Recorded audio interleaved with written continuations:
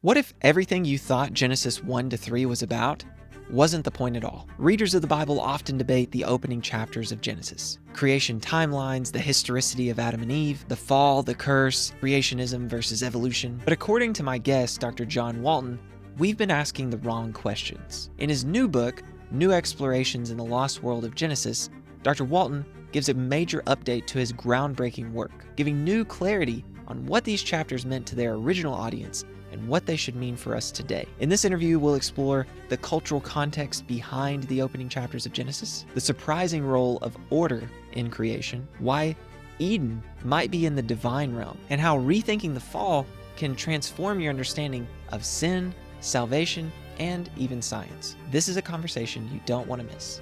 Let's get started. Dr. Walton, what led you to write this updated book? Well, I've spent 15 years on the road giving talks at conferences, in churches, at universities and Christian schools, seminaries. And when you present material over and over again, you think of new ways to communicate it. You get to respond to questions that people have and try to figure out the best ways to address them. So over the years, I've thought of new illustrations. I've thought of new terminology that I think is clearer to say what I want to say. There have been questions that are routinely raised that I thought it would be worth addressing. And of course, there are a couple things that I've changed my mind on. So all of that made it seem very logical to do a new book to address those things. One of those new ideas, at least I think this was one of the new ideas, is the cultural river metaphor. So what is that metaphor and how does that inform your understanding of Genesis? So the cultural river was the metaphor that I came up with to try to introduce just the whole difference of cultural backgrounds and how cultures differ from one to the other. We all experience this when we have friends or acquaintances who are from a totally different culture. We recognize that we have to put a little effort into trying to understand where they're coming from and to try to help them understand where we're coming from. And that's all the more the case when we're dealing with an ancient culture like ancient Israel. And so the cultural river helps us to understand all of the aspects of how those differences can take shape. It deals with politics, with economics, with values, with society, with religion, with science. All of these issues are things that I say are in the cultural river. And we have our own cultural river. And it's very easy for us to try to read the biblical text through our cultural lenses, from the perspective of our cultural river. And so one of the things that I learned was very beneficial was for us to, number one, realize that. And then number two, make an intentional effort to move aside things that we know are our cultural river and start to realize that in the ancient world, they may have thought differently about some very key issues. And then once we try to move aside ours, and of course, we can never do that entirely, but once we try to do that, then we can try to penetrate theirs and understand what their cultural river is about. After all, we understand that they don't know our cultural river, so they're not addressing our cultural river. They don't anticipate us. They wouldn't understand our cultural river if we tried to explain it to them. Somehow capitalism and democracy and personal rights and social media wouldn't mean a whole lot to them. And so we have to understand that they are operating within their cultural river.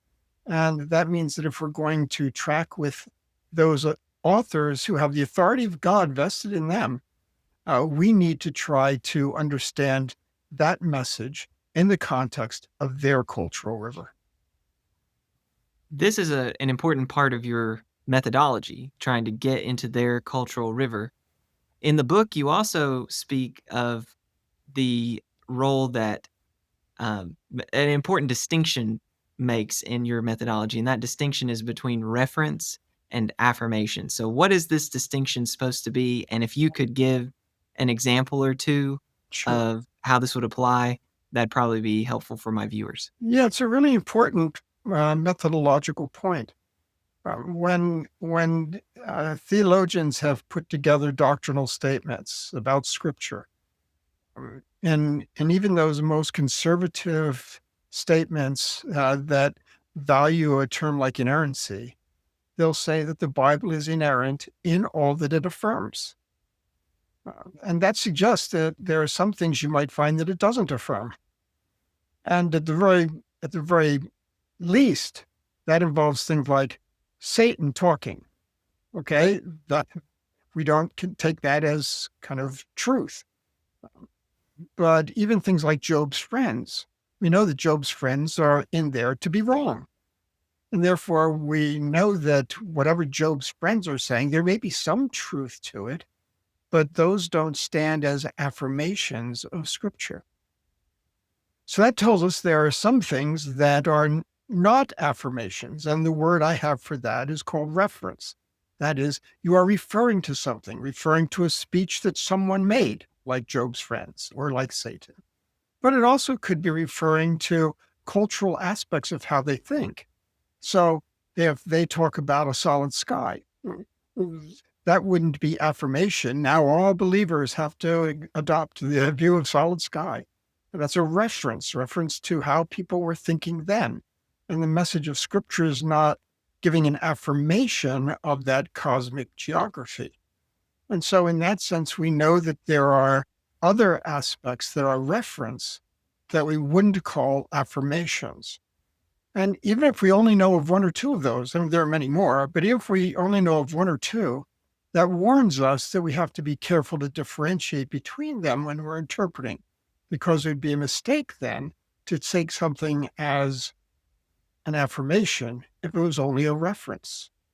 In something like Genesis 1, we might point out something like Genesis 1 portrays the original form of the earth as a watery mass. There's no science, no scientist of any persuasion that I know of who would try to defend the idea that the earth began as a watery mass. That's reference, and it has significance in their context because that watery mass represents non-order, chaos. And that was always a starting point in the ancient world. So that's reference to a way that people thought then. It's not an affirmation that now everybody has to come up with a science that posits a watery mass as the beginning state of the earth. So those are just a couple of examples. And again, once we realize that those things are, those distinctions are required of us, it can make us a little more attentive to what falls in which category. As I read this section, I wanted to try and get clear on how one tells the difference between reference and affirmation. Do you have any advice on how to distinguish between the two? In the example you just gave about the watery mass, you said, well, no scientist would say that this is how it started. So is one tool for distinguishing between reference and affirmation to look at what science says how would you go about doing that? Well, not what any science or scientist claims, because of course we know that that itself is a variable sometimes. But when it talks about a solid sky, there's sufficient science that we can say, no, there is not a solid sky. And therefore that would prompt us to say, okay, so we can't believe that the Bible is teaching a solid sky. So sometimes it's what science knows that can be the prompter that helps us to distinguish. But other times it can be something that doesn't come out of our modern world, but comes out of the ancient world. So for instance, one of the rules of thumb that I use, and it's not, it's not a perfect litmus test, but if what the Bible is saying at that point is something that every culture says and every culture believes, then in that sense, I can say, well, then if that's true, it doesn't look like new revelation. It doesn't look like something that differentiates Israel from the people around. It's what everybody believed, in which case it may likely, at least to be considered, possibility that it's a reference and not an affirmation. So we look at where Israel differs from the people around them and where they're the same. Again, it's not a foolproof method. I don't know of a foolproof method. There are still many controversial places, and those have to be hammered out. But the very idea that we can acknowledge the distinction is an important starting point for our hermeneutics. Good. Now, an important shift that you made in this book is from speaking of functional creation, specifically that word function, you shifted to now the word order. And I wanted you to explain why you saw this as an important shift from function to order. Sure. So when when it first occurred to me that I might need to think about the Genesis account as focusing on something other than materiality. I mean, that was a eureka moment in itself, that a creation account might not actually care about materiality. But then I had to try to figure out, so what did they care about? What might the focus be if it's not materiality?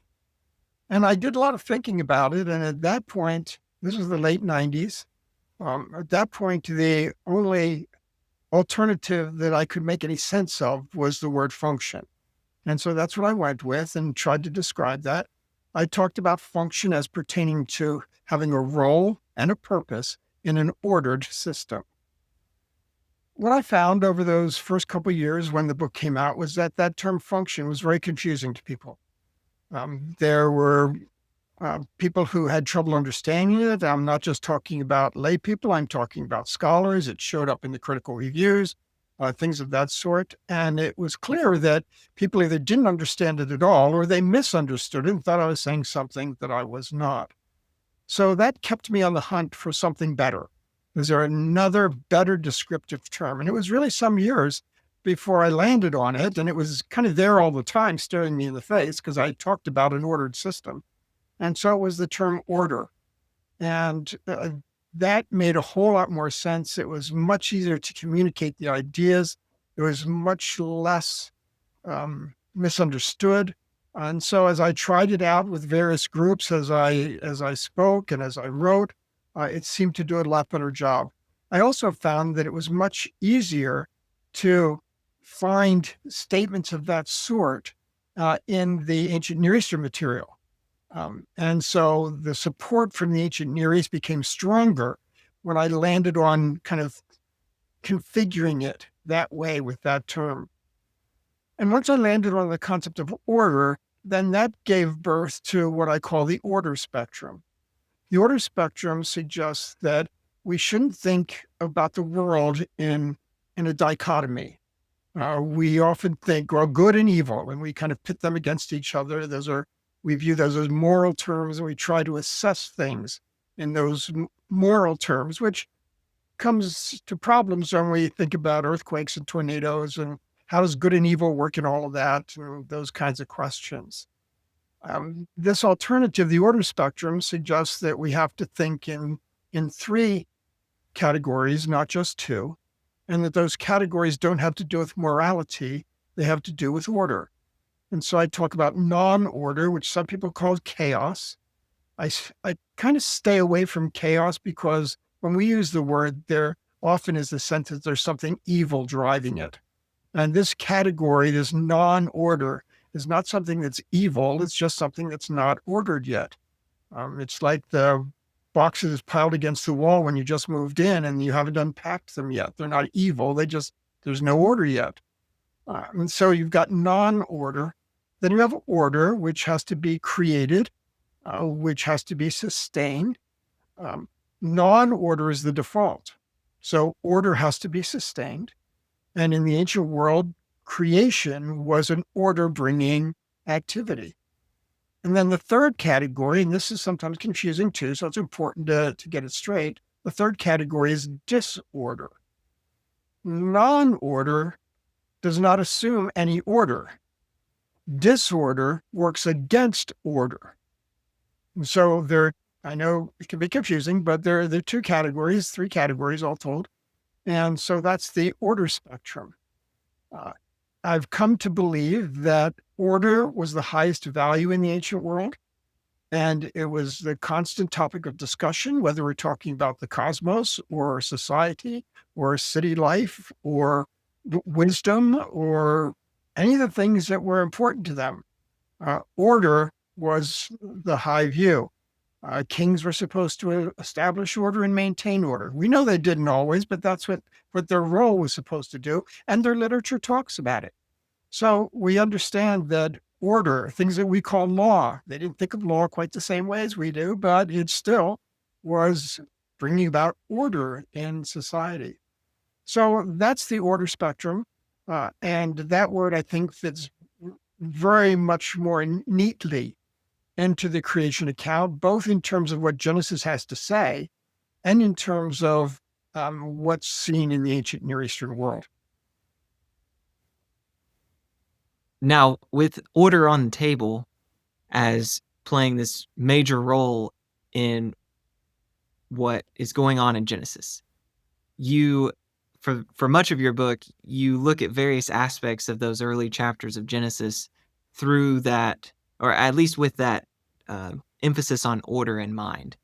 So I want to look at various parts of these earliest chapters of Genesis and just see what, if you have order in mind, how that would affect your interpretation. So let's start with the image of God. How does order inform your interpretation of what it means to be in the image of God?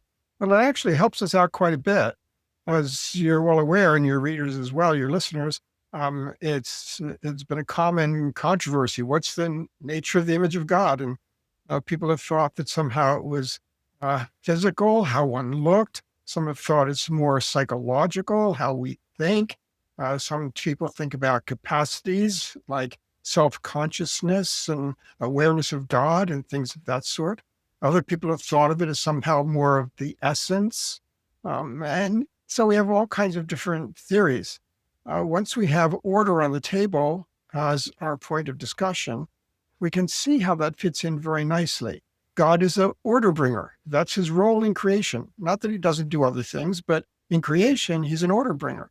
And therefore, to make people his image, and by the way, that's people corporately, we're the corporate image of God.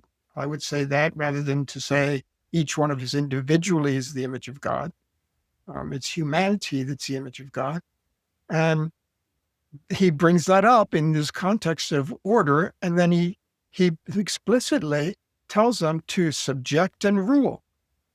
And those are order-bringing activities by definition. And so the task that he assigns them helps us understand what the image is. It's not focused on appearance or essence or capacities. It's focusing on task. He has the task of bringing order, and he delegates people to work alongside him to bring order. And so in that sense, the image of God suddenly becomes very understandable. We are image bearers, and that means that we're order bringers. And that's been a task delegated to us by God.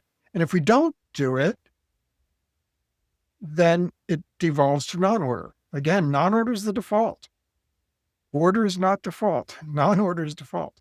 So in that sense, if the task isn't carried out, and that gives us a lot of leeway to understand our role in the world that humanity has.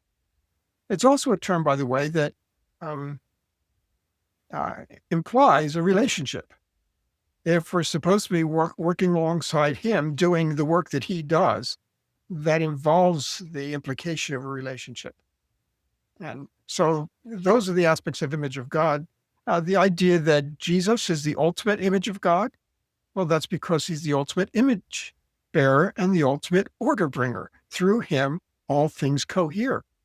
All things hold together, Colossians 1. Okay, so that's the image of God. Now, let's talk about God's rest on the seventh day. This seems to be a kind of climactic point of Genesis 1. How does God's rest on the seventh day and cosmic sacred space, you call it, how does our interpretation of those elements of Genesis 1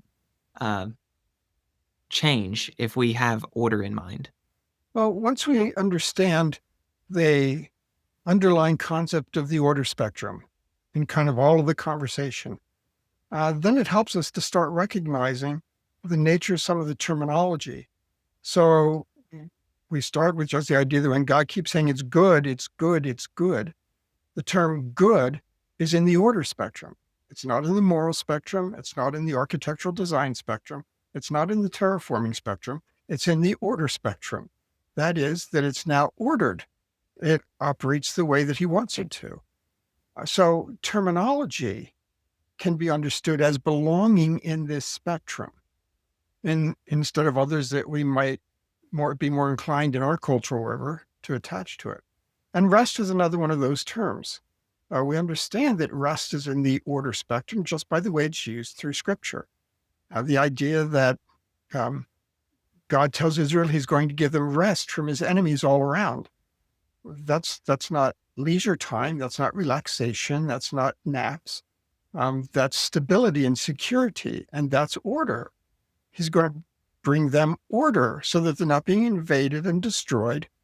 Okay, so we can see that it works in that spectrum. We understand the concept of rest in Sabbath. Well, that doesn't mean that you have to relax. It means that you're recognizing the stability and security that God brings. The order bringer is God, and we acknowledge that in the Sabbath. We can even see it in the New Testament when Jesus says, "Come to me, all you who labor or are heavy burdened, and I will give you rest." He's clearly not talking about naps or leisure time. He's talking about stability and security and a kingdom mentality. So we can see that in the usage, I mean, that's how we figure out what these concepts mean. We can see that in the usage of this concept, it is in the order spectrum. That means when we're looking at Genesis 1 and 2 and the seventh day, the idea that God has brought order and now it is all very good, that now he can sit on his throne to rule. And so the idea of God resting not only involves him coming to the conclusion of his order bringing activities, but in Exodus 20 and in other places, it's clear that then he takes up his rest, which is equated to his rule. And again, an ordered system has to be ruled in order to retain its ordered quality. And even the word rule is in the order spectrum. Rulers are expected to bring order. Not that they always do. They're not perfect, but that rule fits into that order spectrum. Now, so rule is not a word that belongs to the power spectrum. Okay, it belongs to the order spectrum. And so, again, these kinds of ideas that help us to understand what the seventh day is about then. The seventh day is about God's rule, about him having come to the conclusion of his ordering, and now he's going to maintain that order. And so his rest is an order-maintaining posture. That's helpful. So peace, stability, security, things functioning as they should. All of these would be examples of order, Right. but order is the deeper concept. Right. It I mean, okay. shalom is in the order spectrum. Now, everything we've said so far is we've talked a little bit about methodology, but when we talk about the image of God and God's rest on the seventh day and setting up this cosmic sacred space, that belongs to Genesis 1. We're going to shift to Genesis 2 next, and I want to continue to look at what understanding the order spectrum, how that can help us interpret elements of Genesis 2. But before we do that, it might help for my viewers, just in case they aren't aware, to refresh their memory a little bit on something you've said previously, and that is that you see the you see the humans that are created in Genesis 1 as different than Adam and Eve that are discussed in Genesis 2. Can you briefly summarize why you see those as different we're talking about different people here. Sure. Not so much different people, but a different perspective on humanity. Genesis 1, day 6, tells us that God created humanity. In Genesis 1, he's creating populations. Let the birds fly, let the fish teem. He's creating populations, the beasts. These are populations. And likewise, humanity, he created humanity. It doesn't call them Adam and Eve. It doesn't say there were two. It's just humanity. So it's corporate humanity, and it's corporate humanity that's in the image of God, with this order-bringing task before them. So that's talking about humanity's place in the cosmos, among other creatures, with the task of subjecting and ruling, and also in the cosmos itself. So it's looking at humanity for its place in the cosmos. When we get to chapter 2, it's still looking at humanity corporately, but now they are represented in these two individuals with the name humanity, Adam, and life, Eve.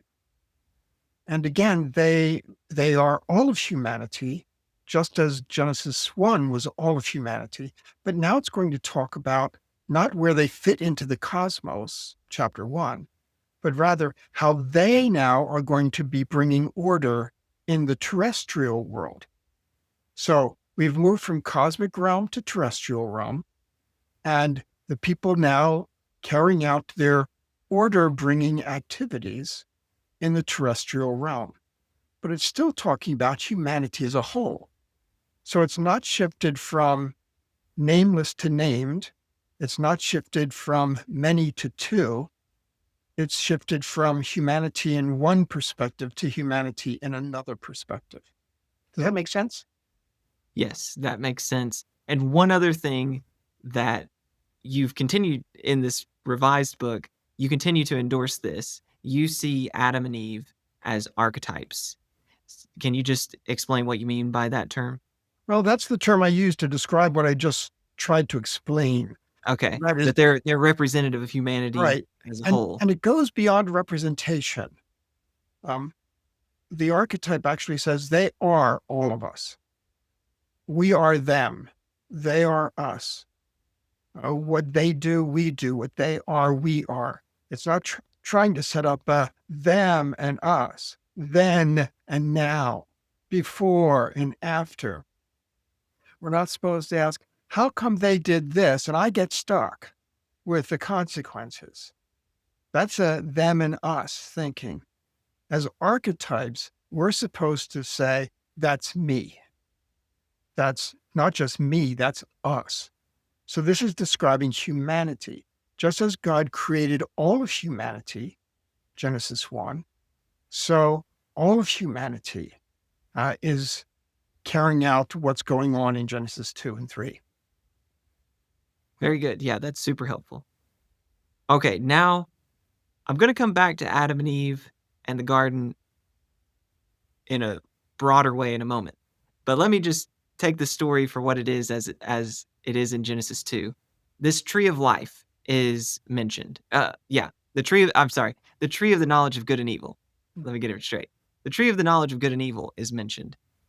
How does our understanding of order, now that we have that on the table, how does that inform our interpretation of what this tree is really about? Well, it changes everything. I already mentioned that the term good is in the order spectrum, not the moral spectrum. And that's also true of the word that they translate evil. It's more representative of the order spectrum, that is disorder, rather than the moral spectrum. Now, we know that, and this actually will help people out, because there are places in the Old Testament where it talks about God doing evil, which, if it's the moral spectrum, poses severe theological problems.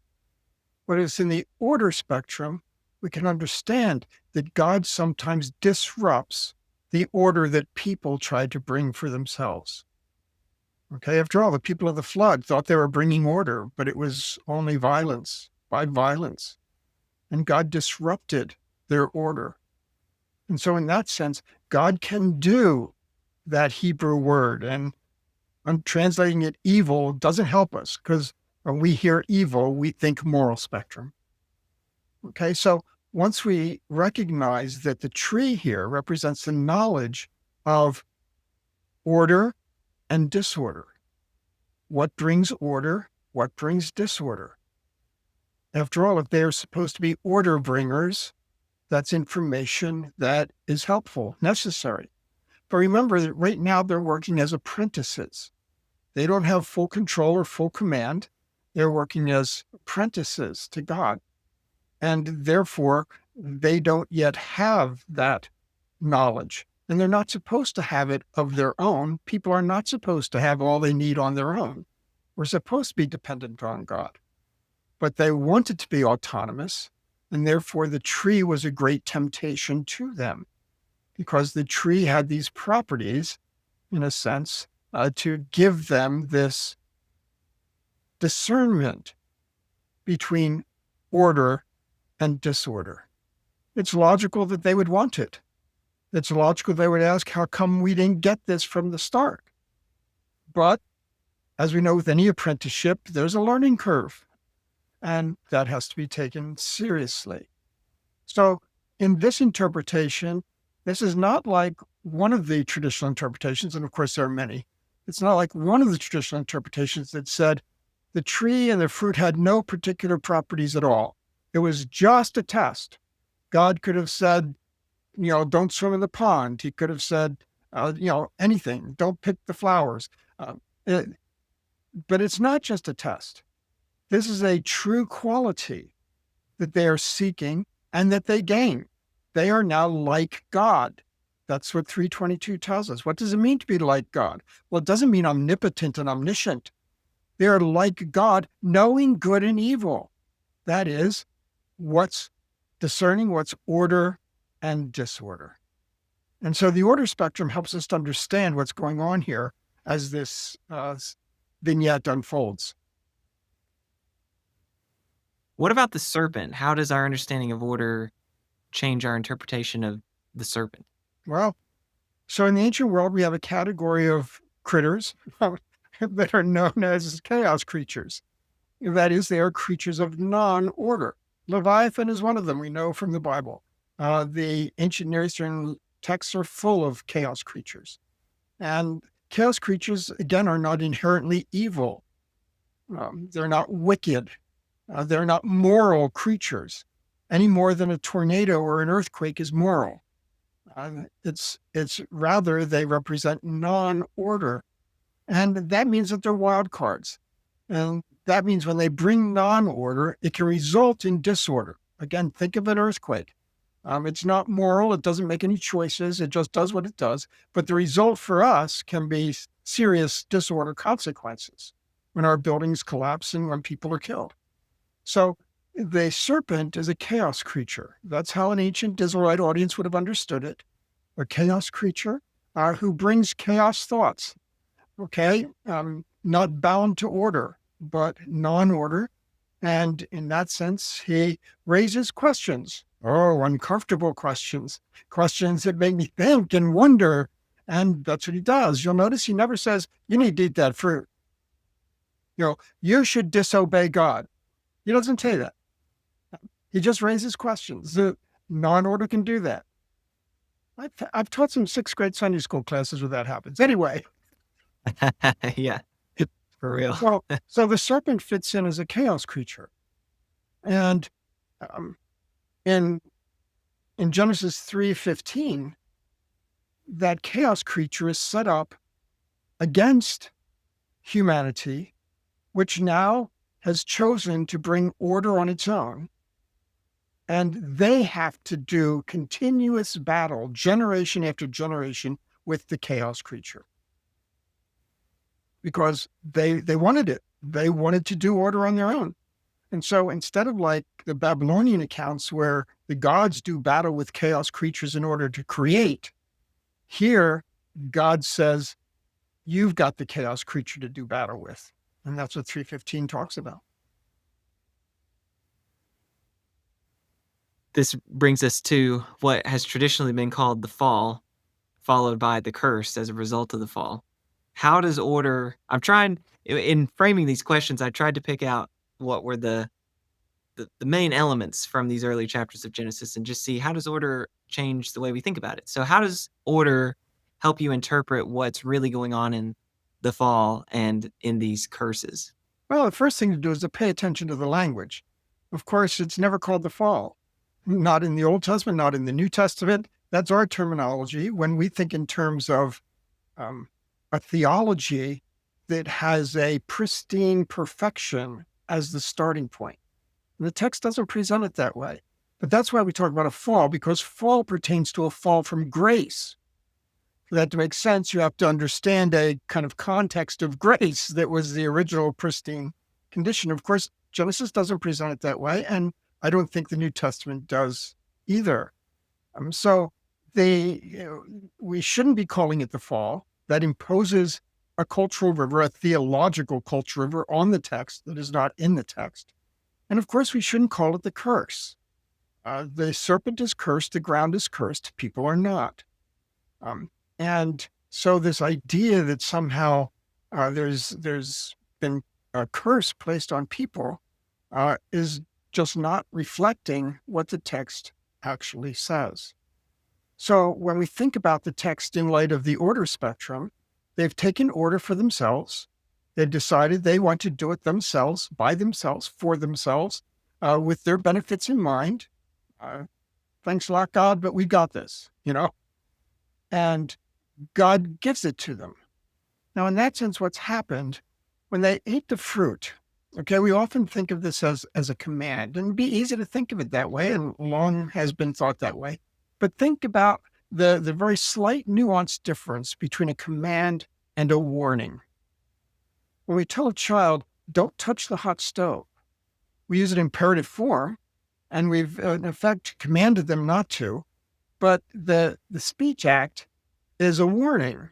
We're warning them against it. We're not saying, if you touch the hot stove, I'm going to punish you. If you touch that stove, you're grounded. It's not that. It's a warning. It's a warning that there are consequences. And that's what God does as well. Okay? You're not to eat from the fruit of that tree. And the consequence is that if you do, you're going to be doomed to death. That's the consequence. So when a child touches a hot stove, the mother doesn't punish them with a burn. The stove isn't punishing them with a burn. That's the consequence. It's not a punishment. Okay, so if we think in those kinds of terms, people have failed to heed the warning. They have eaten from the tree, and therefore they have brought on themselves consequences. And it's those consequences that this section of text, chapters 3, 15, 16, 17, all through 19, it's the consequences. And the consequences are that they are going to have to take on themselves the struggle against disorder and non-order. They're going to have to be the order bringers somewhat on their own because that's what they chose. And so as a result, he tells them, okay, so where are some of the places that you're going to be facing this challenge of order bringing? Well, childbirth is a big one. And so there's going to be anxiety surrounding this whole idea of childbirth. It's not pain. He is not inflicting pain on them. Okay? It's rather they have brought the consequences of anxiety on themselves because this struggle against threats to their existence, conception, bearing the child, to be born and survive. These are the challenges. The consequences are that's going to be fraught with struggle. And likewise, trying to grow food from the ground. The anxiety, will the food grow? Will we get enough rain? Will it be big enough to have food? Indeed, will we have seed crop for next year? All of the anxiety. And so the text here is not talking about pain, it's talking about anxiety. And so the idea that we've got again, not a fall from grace, but rather the consequences of being the autonomous order bringers that we chose to be. And the consequences are not a curse. They're simply, this is what the struggle is going to look like. Yeah, the distinction between when a punishment and a natural consequence plays a major role there. And I didn't include this in my questions, but one of those natural consequences that you bring out in the book is death. You think that Adam and Eve, at least in the story, whether you take a historical stance on them or not, in the story, they're created mortal. Humanity And is created mortal, yes. and a consequence of this choice that they made to be the order bringers in themselves apart from God is now they are cut off from access to the tree of life, which would continue to provide them with immortality. Um, the tree of life presumably would sustain their life, but now Right. without access to it, their mortality has no remedy, has no antidote, and therefore they are doomed to die, which is exactly what God said. When you eat from it, you'll be doomed to die. He doesn't say, the language doesn't support it. He doesn't say you're going to drop over dead the minute you take a bite, but you're doomed to die. And that's because, again, they show themselves to be inadequate for living in the divine realm with its immortality, its tree of life, and with its knowledge, the tree of knowledge of good and evil. And therefore, they are driven out and they are now on their own because that's what they chose. You just mentioned that they're driven out from the divine realm, so I'm going to try to squeeze in two more questions for you. One about this divine realm shift in your thinking, and then the final question about how all this would inform how we think about the compatibility between Genesis and evolution. So let me start with the divine realm. You think your mind has changed. You think that Adam and Eve we shouldn't think of them as priests in this cosmic temple. That's something you once thought, but it seems like now there's a shift to Adam and Eve and this garden as a whole were in the divine realm, and they shouldn't be thought of as priests, but rather as wardens. What Unpack that for us. Yeah. So many of your listeners probably are familiar enough with Greek mythology, just as an illustration. And if you ask, where did the Greek gods live? Most everybody would kind of have it somewhere back in their brains. They lived on Mount Olympus.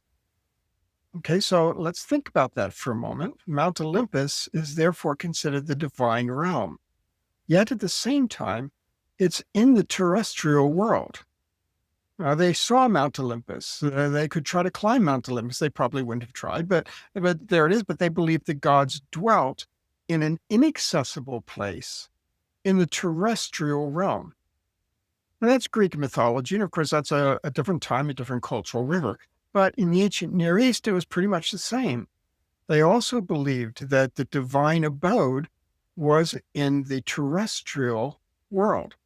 Whether that it was at the source of rivers, as in Canaanite mythology, and of course, here the Garden of Eden is at the source of the rivers, and the idea that the divine realm was not a place for humans, but the Gilgamesh epic tells us there's one guy that ended up there, and he was the flood hero, Utnapishtim. That's a lot harder name than Noah, but Noah, by the way, means rest. Never mind. So there's something important going on there too. But again, it was a place Gilgamesh could get to, but only through great hazards and great difficulties, that he could get there and encounter this person in that realm. And so we learn a lot about the divine realm as some place that's not as far removed from the human realm as we might think in our own cultural river in our theology. The idea that this is a divine realm therefore makes sense both in the biblical text and in the ancient world context. I had thought in terms of God dwelling in the human realm because of the temple imagery. And that temple imagery is not entirely lost, because any place where God dwells has temple aspects to it. That's why I use sacred space. The dwelling place of God always is sacred space. And of course, in Israelite thinking, the Holy of Holies in the middle of the temple, it's not the whole temple that's so much divine space. The Holy of Holies is where God dwells. And that's kind of in both worlds. Um, it's neither solely in one or the other. But of course, it was a place where people said, whoa, whoa, we don't go in there. Now, that's really a dangerous sort of thing. And so in that sense, it makes, I was persuaded that that the idea of people being placed in the divine realm made more sense both of text and context than the idea of God taking up residence in the human realm. Although in one sense, they're one and the same with the Holy of Holies. But if we're really talking about people in the divine realm, then a priestly role isn't as amenable to that. It's not as conducive to the scenario that's built. And so we have the terminology, which could be priestly terminology to serve and keep, but is also terminology that can be the terminology of wardens. And those would be people that are working under the command of God to take care of the realm in which they are placed. So I went with that direction. I thought that upon consideration, it made more sense of the data that we had. Now we're at the end of this interview, and I want viewers to see how illuminating having the order spectrum in mind, and really, if you have that order spectrum in mind, then you can step into this cultural river that you this metaphor that you use, and the text takes on new meaning and in ways that we've missed very frequently. So I think that that's really illuminating. But some people are going to wonder, but at the end of the day, how is this all supposed to square with evolution? Is it the case that Genesis and evolution just are incompatible?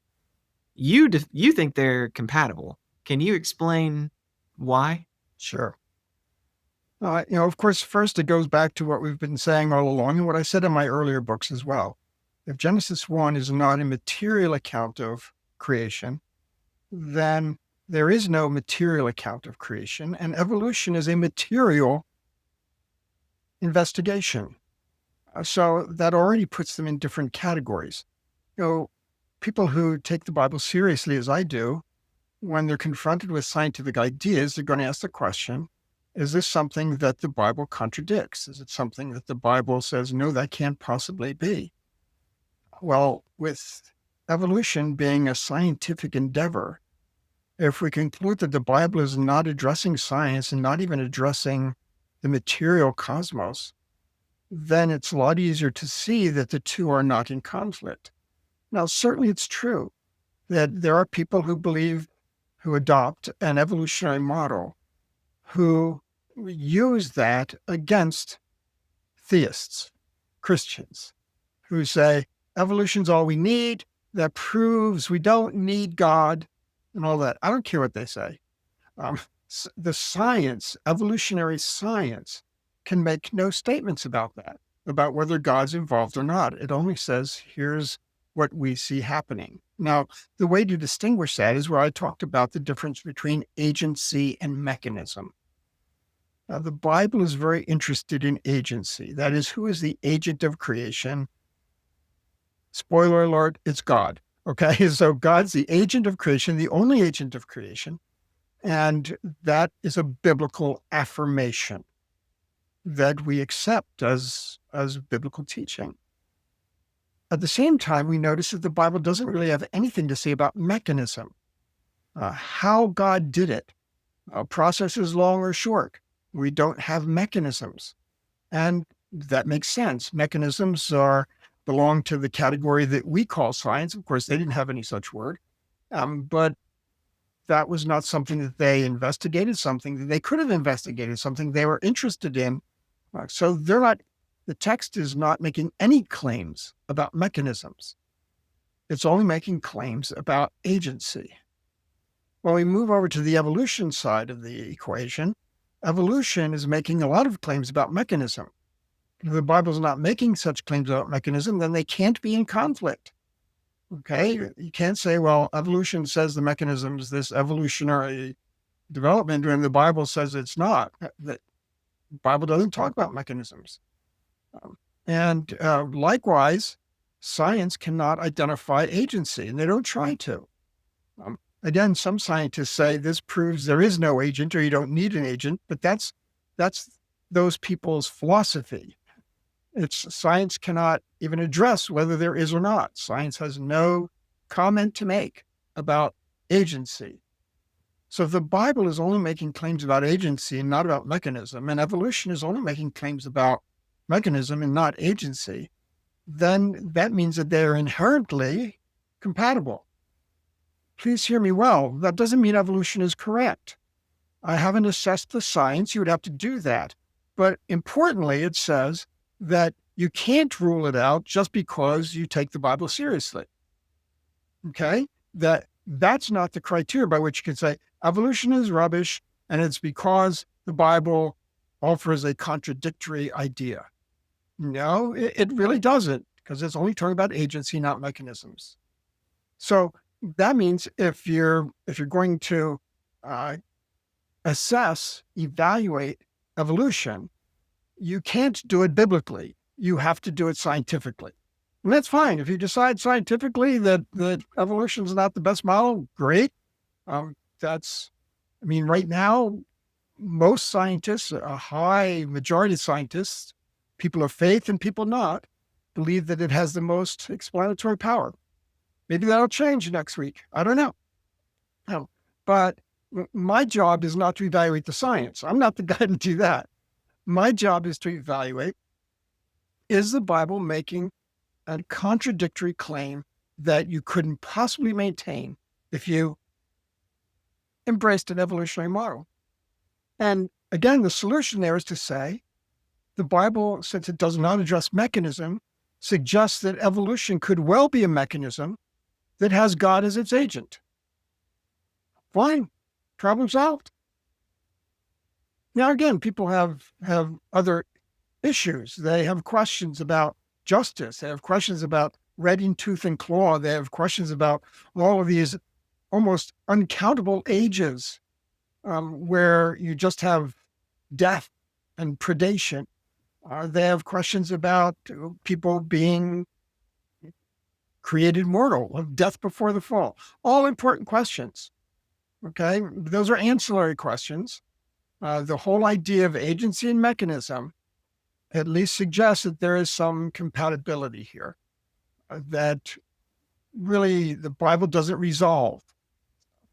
But again, all those are important questions, and I tried to address many of them in my book as well. Very good. The last question, if it's okay, I'll squeeze this last one in. I didn't send this to you in advance. Perhaps, I don't know that I'd say this is the main pushback, but this is a piece of pushback that seems like it would still challenge even with your revisions, it seems like it would still challenge the view. You do address it in the book, so maybe this would be a good time to bring it out. And that is, why not both? Why can't it be that the author of Genesis has in mind not only the non-material order, but also material order as well? How might you address that? So that's one of the earliest and most frequent questions I get. It's always been kind of the first thing that critical reviewers have mentioned. It's often one of the first things that people will bring up.